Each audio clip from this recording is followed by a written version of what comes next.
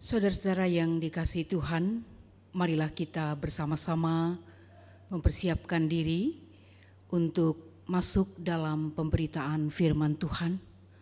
Terlebih dahulu kita berdoa untuk memohon bimbingan dan pertolongan Roh Kudus. Mari kita berdoa.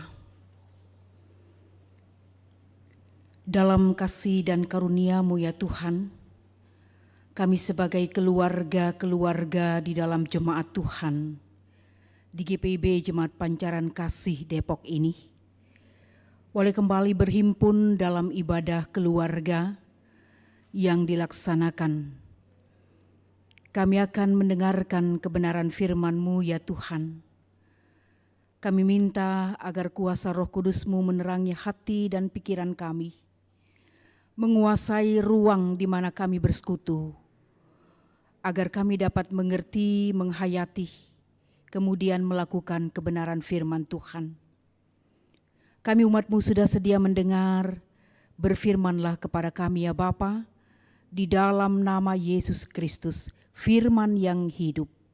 Amin. Mari kita berdiri untuk mendengar firman Tuhan yang dibacakan dari Alkitab, dari kitab Kejadian pasal 48 ayat 15 sampai 22. Kejadian pasal 48 ayat 15 sampai 22 menyatakan, sesudah itu diberkatinyalah Yusuf, katanya, nenekku dan ayahku Abraham dan Ishak telah hidup di hadapan Allah. Allah itu sebagai Allah yang telah menjadi gembalaku selama hidupku sampai sekarang.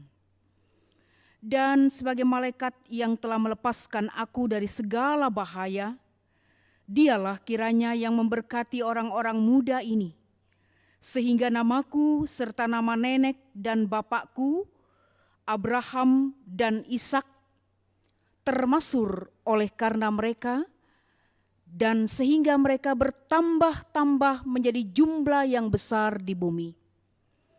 Ketika Yusuf melihat bahwa ayahnya meletakkan tangan kanannya di atas kepala Efraim, hal itu dipandangnya tidak baik. Lalu dipegangnya tangan ayahnya untuk memindahkannya dari atas kepala Efraim ke atas kepala Manasye. Katanya kepada ayahnya, janganlah demikian ayahku, sebab inilah yang sulung. Letakkanlah tangan kananmu ke atas kepalanya. Tetapi ayahnya menolak, katanya, aku tahu anakku, aku tahu.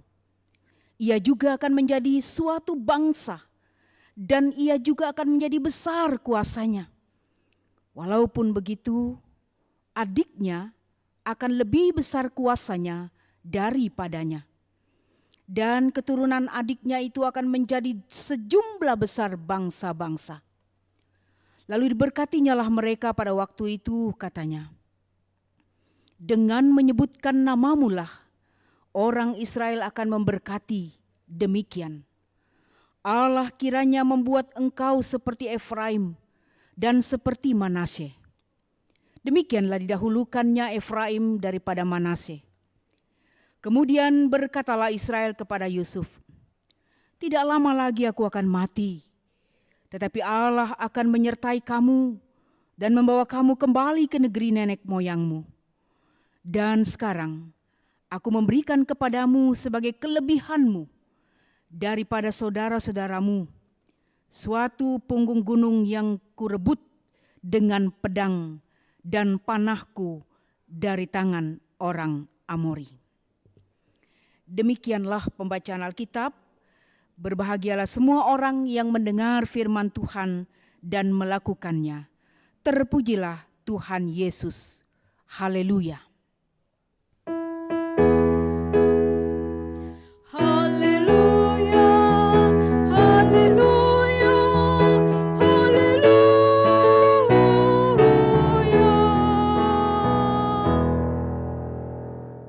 Saudara-saudara yang dikasihi Tuhan Yesus Kristus, Ada satu kalimat yang sering kita dengar, melekat erat dalam kehidupan masyarakat Indonesia. Kalimat itu berbunyi, mohon doa restunya. Kata restu sendiri itu sama dengan berkat, doa, harapan-harapan yang baik, keberuntungan, atau pengaruh-pengaruh yang baik. Dan hal ini paling diharapkan oleh setiap orang. Misalnya saja, anak mengharapkan restu orang tua. Atau lazimnya, orang muda memohon restu, memohon doa dari orang yang lebih tua.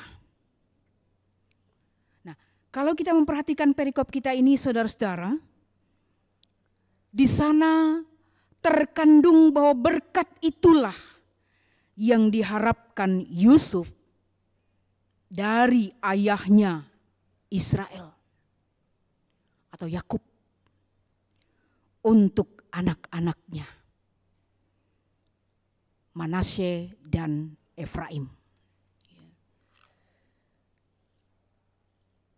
Kalau kita memperhatikan dari ayat pertama pasal 48 ini, dikatakan bahwa ketika Yusuf mendengar ayahnya sakit, lalu dibawanyalah kedua anaknya Manasye dan Efraim.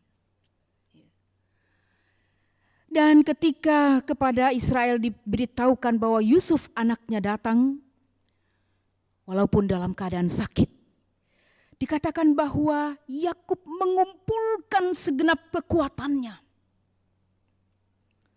lalu duduk di tempat tidurnya.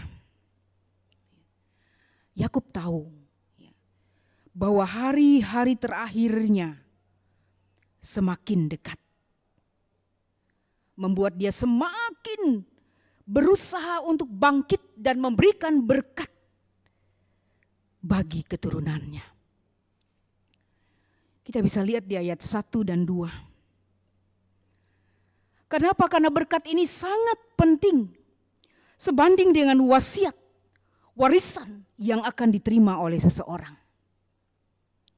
Ada catatan bahwa dalam kehidupan masyarakat kuno, janji dan berkat itu sangat-sangat diharapkan oleh semua orang. Dan janji atau berkat yang diucapkan oleh orang yang sudah hampir meninggal sangat penting. Bahkan itu dianggap sah secara hukum, seperti hukum yang tertulis. Berkat seperti itu sangat kuat sehingga tidak dapat ditarik kembali. Ingat, ketika Yakub diberkati oleh Ishak dalam Kejadian pasal 27, saudara-saudara dapat membacanya di sana. Jadi di sini berkat yang diberikan Yakub kepada Manasye dan Efraim didasarkan pada janji dari Allah, yaitu Allah Abraham dan Allah Ishak, yang telah berjanji akan memberikan kepadanya keturunan sebanyak debu tanah dan akan menganugerahkan tanah Kanaan menjadi milik mereka untuk selama-lamanya. Di ayat 3 dan ayat yang keempat dapat kita lihat di sana. Jadi kita dapat memahami di sini lintas generasi. Allah terus berkarya, Allah terus bekerja. Dan menariknya Bapak Ibu Saudara-saudara, hal itu dimulai di mana Yakub mengangkat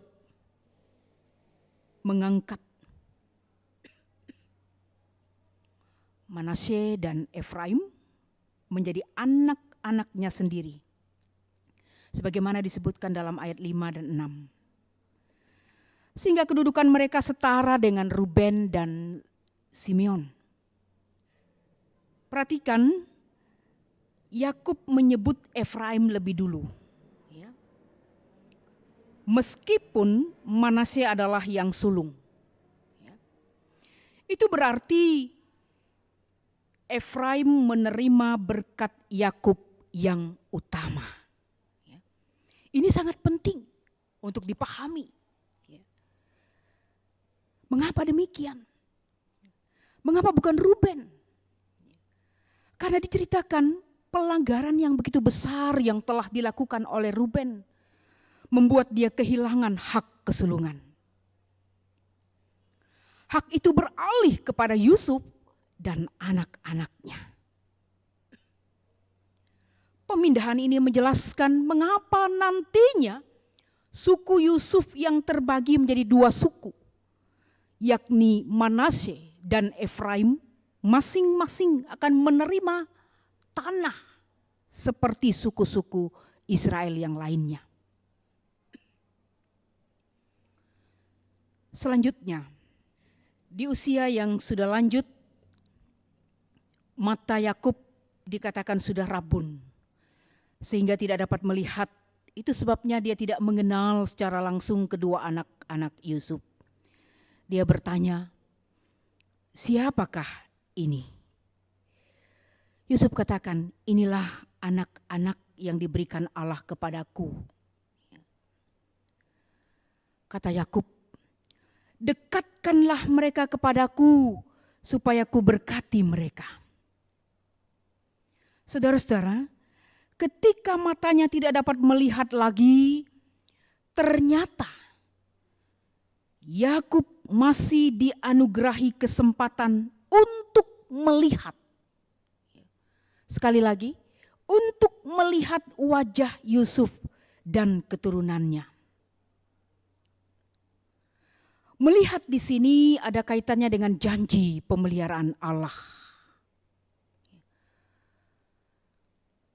Jadi bukan dengan sembarang. Ketika Yakub menyilangkan tangannya untuk memberkati Efraim dan Manasye. Tetapi karena Yakub telah belajar melihat melampaui penglihatan mata jasmani, melampaui penglihatan mata biasa. Dan kemampuan itu adalah anugerah dari Tuhan. Perhatikan di sini, Yakub mengubah posisi tangannya untuk memberkati kedua putra Yusuf. Dengan menyilangkan tangannya. Kalau kita ingat, menurut budaya Ibrani kuno, seharusnya Manasye yang sulung diberkati dengan tangan kanan Yakub. Mengapa? Karena sisi kanan itu melambangkan kehormatan. Sisi kanan itu melambangkan kekuasaan. Sisi kanan itu melambangkan perlindungan. Dan menarik sekali melihat apa yang dilakukan Yakub pada kedua anaknya, Yusuf ingin mengoreksinya. Jadi di sini tangan Yakub yang berada di atas kepala Efraim, tangan kanannya hendak dipindahkannya ke atas kepala Manasye. Yusuf bahkan mengungkapkan keberatannya. Di ayat 18 tadi kita baca, dia katakan begini, janganlah demikian ayahku. Sebab inilah yang sulung. Letakkanlah tangan kananmu ke atas kepalanya. Memang tidak ditulis di sini, tapi mungkin Yusuf mengira ayahnya keliru karena matanya sudah rabun. Apa yang terjadi? Yakub menolaknya. Artinya tindakannya yang membalikkan urutan Efraim dan Manase memang disengaja. 2 kali Yakub mengatakan, "Aku tahu anakku. Aku tahu." Bahwa keduanya akan menjadi bangsa yang besar. Tetapi Efraimlah yang akan menjadi pemimpin, mengungguli Manasye. Mengingatkan kita sekali lagi, pola yang terjadi dalam hidup para leluhur Israel. Bukan anak sulung, melainkan anak bungsu yang dipilih Tuhan. Dalam hidup Yakub pun kita lihat bahwa dia adalah anak bungsu yang menerima berkat sulung dari kakaknya Esau. Dapat kita baca di dalam kitab Kejadian pasal 27. Pertanyaannya, apa kehebatan dari Efraim?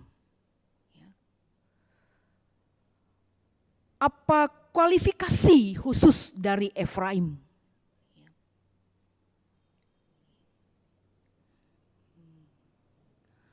Tidak ada penjelasan tentang hal itu di dalam bacaan kita. Itu artinya bahwa pilihan ini benar-benar merupakan pilihan bebas berdasarkan anugerah Allah. Bukan Manase yang mendapat berkat utama sebagai yang besar, tetapi Efraim yang memperoleh hak itu. Karena berkat itu sudah dinyatakan Allah melalui Israel dan tidak dapat ditarik kembali. Saudara-saudara, apa yang kita pahami, pelajari di sini? Sebagai manusia, kita seringkali menentukan sesuatu berdasarkan pertimbangan akal budi dan pikiran manusiawi kita. Menurut logika kita. Menurut kriteria yang bagi kita itu adalah yang benar. Tetapi ternyata di sini kita lihat bahwa pilihan Tuhan berbeda. Bahwa berkat Allah tidak terikat pada kriteria-kriteria yang disusun oleh manusia. Tidak menurut persyaratan oleh manusia. Di sini Efraim dan Manasye sama-sama diberkati Allah. Bahwa kepada mereka Allah menjanjikan penyertaannya sampai ke tanah perjanjian. Nah, saudara-saudara yang kekasih dalam Tuhan, yang berikut hal yang kita pahami di sini dan menjadi perenungan bagi kita. Bahwa dari Tuhanlah semua yang ada pada kita itu bersumber. Dari Tuhanlah semua berkat kita dapat. Dari Tuhanlah segala sesuatu yang kita terima. Karena Tuhan punya banyak cara. Bahkan dapat memakai siapa saja untuk menjadi saluran berkat-Nya. Tuhanlah sumber kehidupan dan kekuatan kita. Hal itu ditegaskan dalam ayat 15-16 bacaan kita. Dikatakan begini, sesudah itu diberkatinyalah Yusuf katanya, nenekku dan ayahku Abraham dan Ishak telah hidup di hadapan Allah. Allah itu sebagai Allah yang telah menjadi gembalaku selama hidupku sampai sekarang. Dan sebagai malaikat yang telah melepaskan aku dari segala bahaya. Dialah kiranya yang memberkati orang-orang muda ini, sehingga namaku serta nama nenek dan bapakku Abraham dan Ishak termasyur oleh karena mereka. Dan sehingga mereka bertambah-tambah menjadi jumlah yang besar di bumi. Sekali lagi menegaskan betapa Yakub mengingatkan bahwa Tuhan adalah sumber segala-galanya.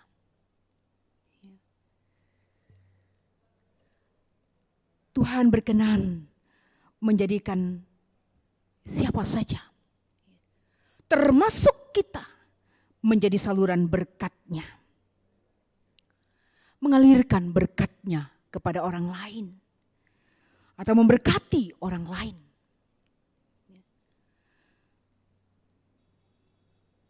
GPIB yang pada bulan Juni ini ada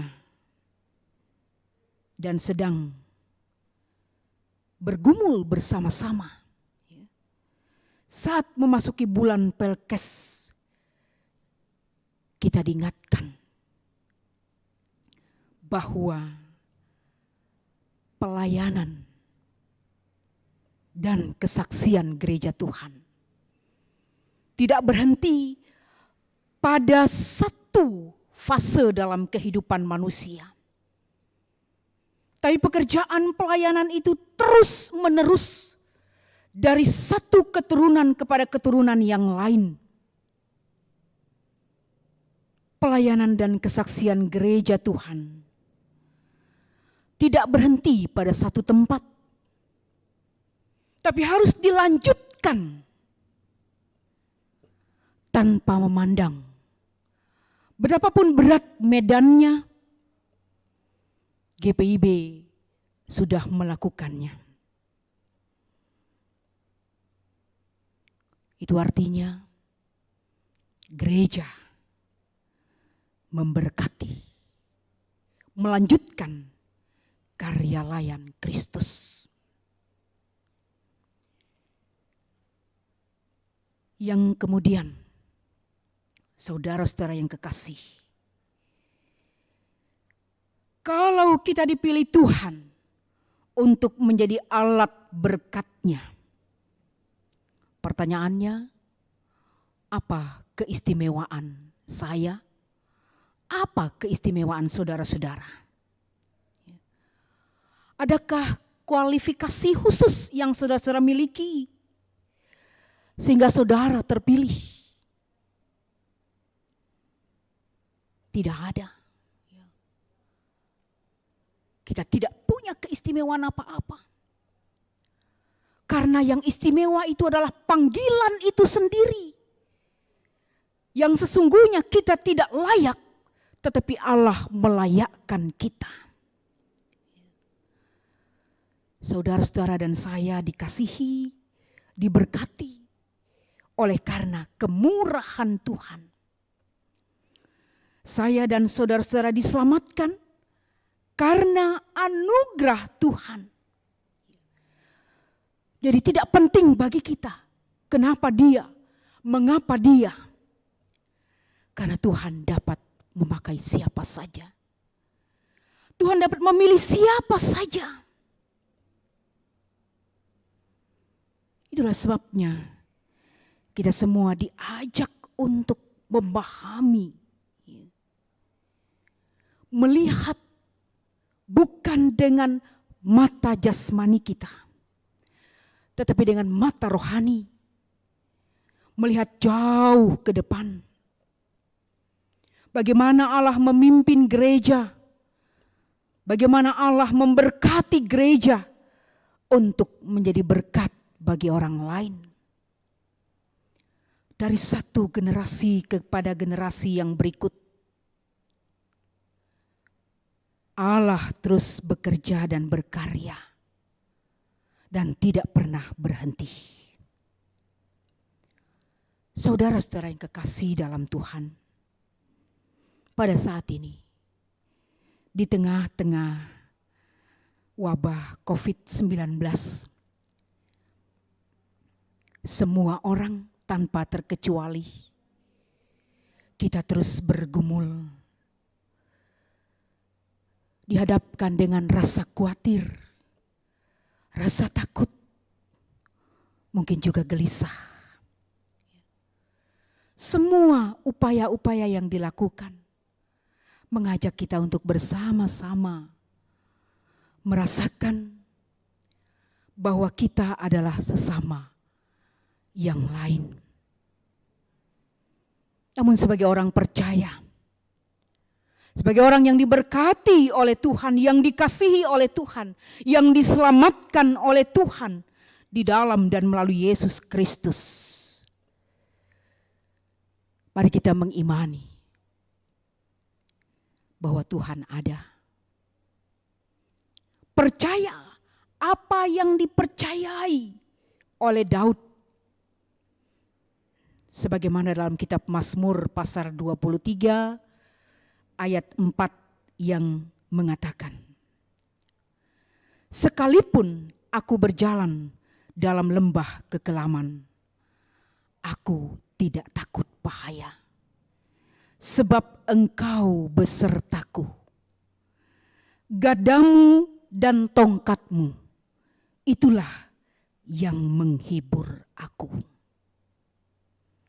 Nah, saudara-saudara yang kekasih dalam Tuhan, sungguh luar biasa ketika kita memahami bersama bagaimana berkat yang diberikan oleh Allah dalam kehidupan kita sebagai anak-anaknya.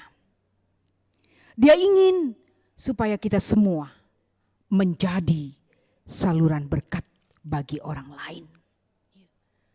Bukan hanya untuk kita genggam sendiri.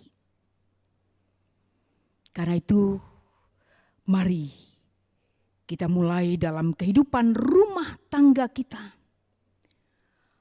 Kita melanjutkan berkat dan kasih Tuhan.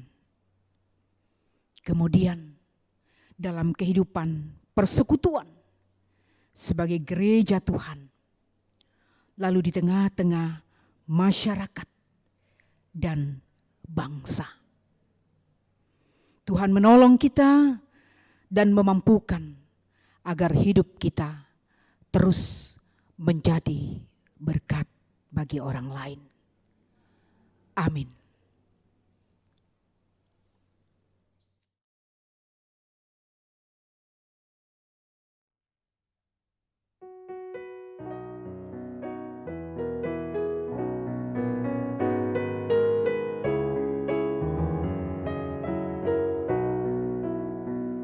Bila kulihat bintang gemerlapan dan bunyi guru riuh kuda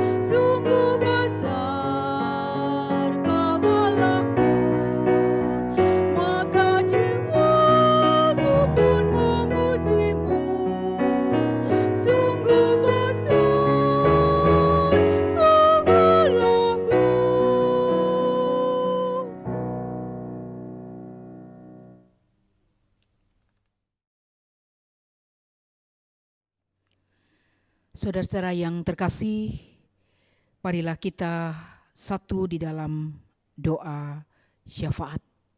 Kita berdoa. Inilah kami ya Tuhan, persekutuan anak-anak-Mu dalam ibadah keluarga.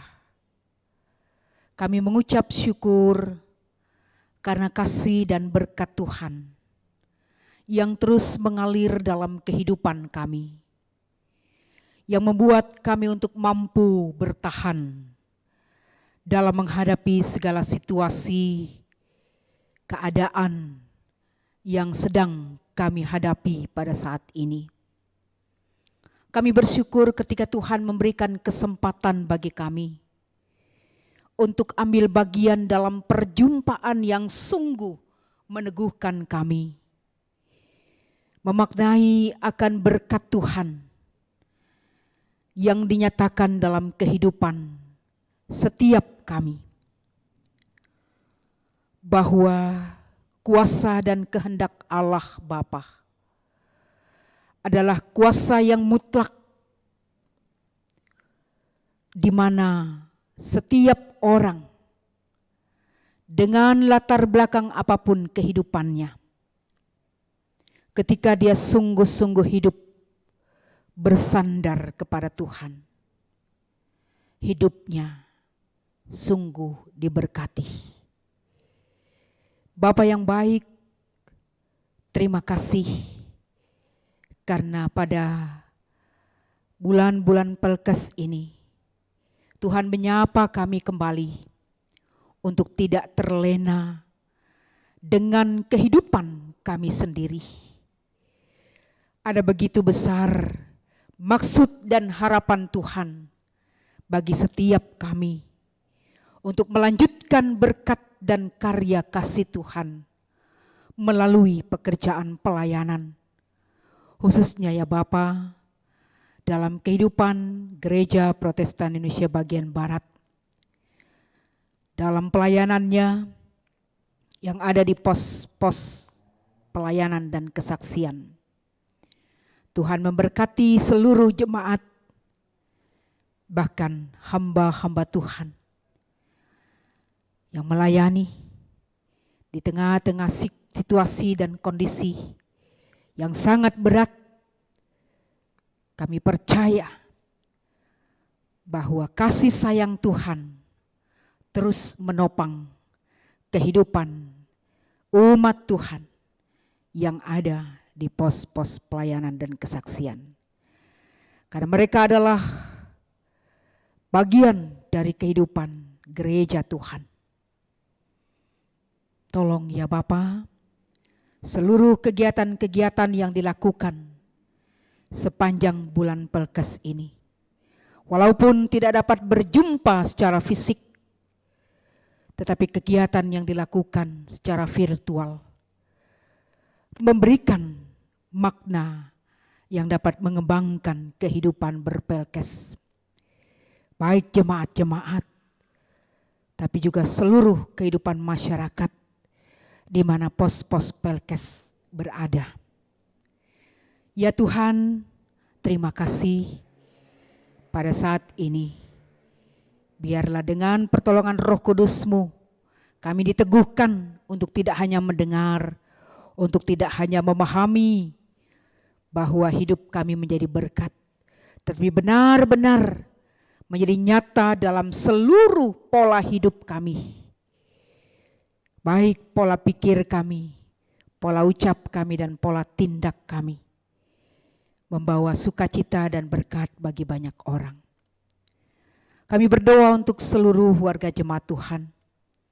Berkatilah ya Bapa, mereka yang sedang dalam pergumulan, Tuhan angkat pergumulan mereka. Yang sakit Tuhan pulihkan, yang bergumul Tuhan berikan jalan keluar dari masalah persoalan yang mereka hadapi. Secara khusus ketika situasi yang kami saat ini kadang membuat begitu banyak persoalan yang dihadapi. Ingatkan ya Tuhan bahwa Engkau tidak membiarkan kami. Berdoa untuk semua kegiatan-kegiatan yang dikoordinasikan oleh majelis jemaat di sepanjang pandemi COVID-19 ini. Tuhan tolong sehingga semuanya boleh berjalan dengan baik. Berdoa untuk majelis jemaat, unit-unit misioner. Tuhan, kami bersyukur Engkau boleh memakai setiap anak-anak-Mu dalam mengembangkan persekutuan pelayanan kesaksian di Jemaat Pancaran Kasih Depok ini. Kami berdoa khusus juga untuk anak-anak-Mu, mereka yang ada dalam tim untuk melaksanakan tugas tanggung jawab di tengah-tengah seluruh kegiatan ibadah yang berlangsung. Tim multimedia, Tuhan tolong, biarlah mereka diberikan kekuatan, kesehatan yang baik. Berdoa untuk masyarakat dan bangsa kami Indonesia, semua upaya yang dilakukan pada saat ini, kebijakan-kebijakan pemerintah dalam menghadapi banyak hal, secara khusus pandemi COVID-19 ini Tuhan. Berilah mereka roh hikmat-Mu, sehingga mereka dapat mengambil keputusan yang tepat dan benar, selaras dengan kehendak-Mu ya Tuhan. Berdoa bagi para medis, sukarelawan, Engkaulah pelindung sejati bagi mereka. Kuatkan mereka ya Tuhan, kesehatan Tuhan berikan. Mereka yang sedang sakit, baik karena virus corona ini, maupun sakit yang lain, Tuhan tolong pulihkan mereka. Mereka yang sedang menghadapi berbagai pergumulan, Tuhan kuatkan iman percaya mereka. Bapa yang baik, kami mendoakan Gereja Protestan Indonesia bagian Barat. Tuhan memberkati fungsionaris Majelis Sinode. Semua departemen-departemen, yayasan-yayasan yang ada. Kami doakan ya Tuhan, biarlah segala sesuatu yang dilakukan, Tuhan sendiri yang bersama-sama, agar apa yang dilakukan itu sungguh-sungguh mendatangkan kemuliaan bagi nama Tuhan. Bapa yang baik, kami juga berdoa pada saat ini untuk pemerintahan Kota Depok di mana kami ada. Kami juga bagian dari bangsa Indonesia. Tolong kami Bapa, agar kami juga dapat melaksanakan apa yang dianjurkan oleh pemerintah, khususnya untuk memutus mata rantai pandemi COVID-19 ini. Mampukan kami dengan roh hikmat, agar kami senantiasa melihat kuasa dan kehendak Allah yang bekerja dalam kehidupan umat manusia. Terima kasih ya Tuhan. Kami keluarga lepas keluarga dalam jemaat Tuhan, mempertaruhkan kehidupan kami di sepanjang minggu yang kami jelang ini. Lindungi kami Tuhan, berkati kami. Kami pertaruhkan seluruh hidup kami dalam pengharapan yang penuh kepada Yesus Kristus, Tuhan yang sudah mengajar kami berdoa. Bapa kami yang di surga, dikuduskanlah namamu. Datanglah kerajaan-Mu, jadilah kehendak-Mu di bumi seperti di surga. Berikanlah kami pada hari ini makanan kami yang secukupnya, dan ampunilah kami akan kesalahan kami, seperti kami juga mengampuni orang yang bersalah kepada kami. Dan janganlah membawa kami ke dalam pencobaan, tetapi lepaskanlah kami daripada yang jahat. Karena Engkaulah yang mempunyai kerajaan dan kuasa dan kemuliaan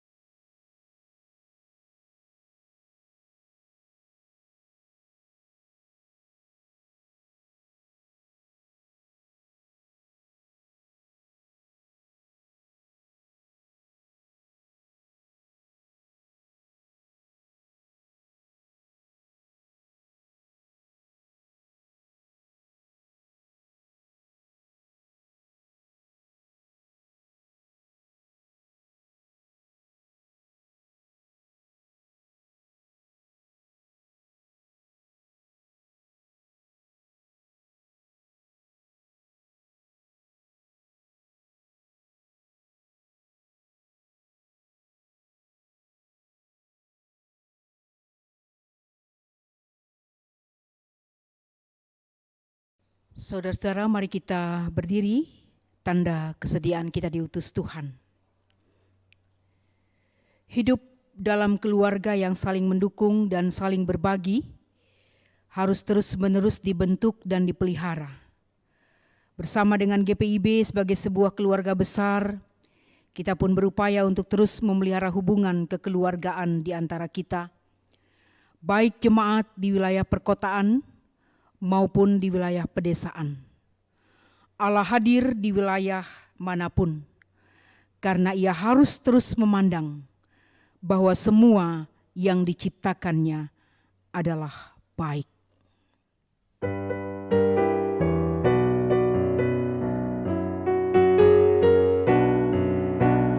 Tuhan, Engkaulah hadir di dalam hidupku, sama dengan udara ku hidup kasih-Mu. Dalam denyut jantungku kuasa-Mu bekerja, tubuh dan panca indera Kau menggerakkannya. Dikau yang ku kasihi dalam sesamaku, Dikau yang aku puji dalam ciptaanmu. Di dalam suka duka Kau ingin beserta, turut memperjuangkan damai sejahtera. Kau datang dalam Kristus, dosa dihapusnya. Dalam kerajaan-Mu Kau ubah dunia. Dikau yang ku kasihi dalam sesamaku, Dikau yang aku puji dalam ciptaanmu.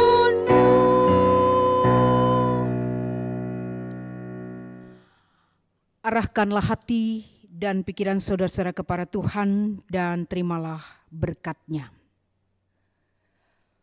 Kasih karunia, rahmat dan damai sejahtera dari Allah Bapa, kasih dari Tuhan Yesus Kristus, dan persekutuan dalam kuasa Roh Kudus, tinggallah tetap menyertai saudara-saudara, saat ini kekal sampai selama-lamanya.